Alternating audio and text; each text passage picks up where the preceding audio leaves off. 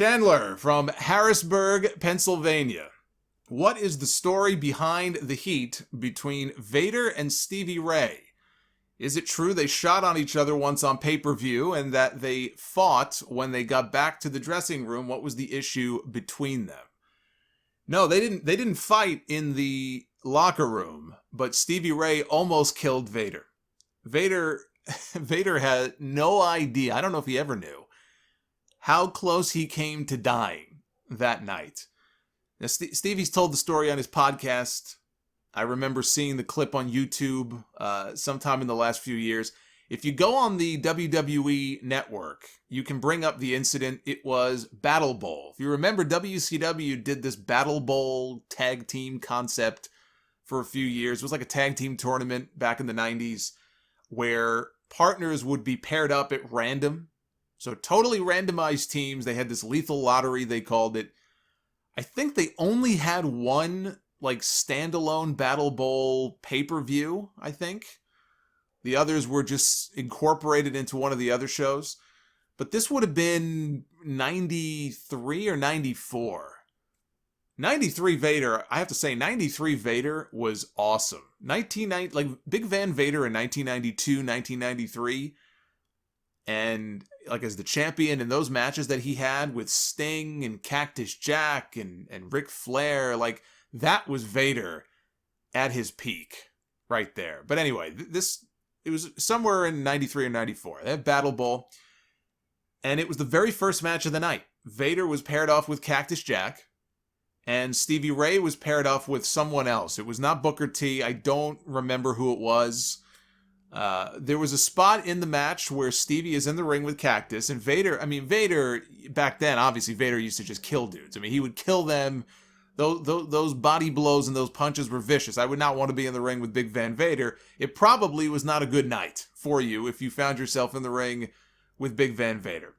But Stevie is watching Vader just beat on his partner, beat on this poor guy, and he's just thinking to himself, what the hell is this guy's problem?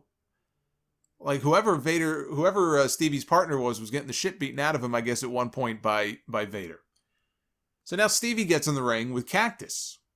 And Vader is taking his time, leaving the ring, arguing with the ref or whatever.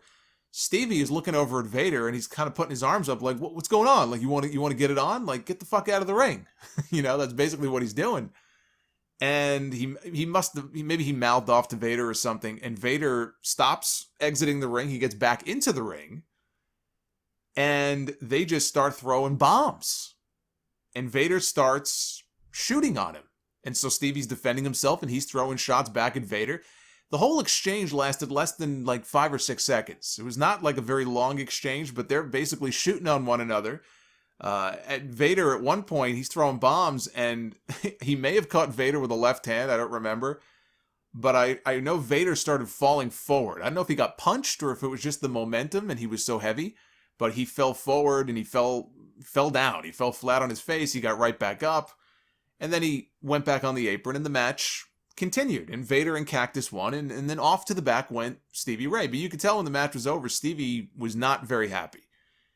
He was not very happy. And as Stevie tells the story, and he never told Vader this story, so I'm not sure Vader even knew this before he passed away, Stevie was angry. Boy, was he hot about what happened when he got back to the dressing room.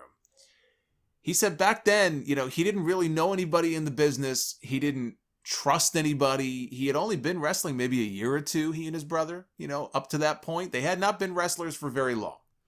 And so he didn't know anybody, didn't really trust anybody. And wherever he went, in his bag, he carried with him a gun.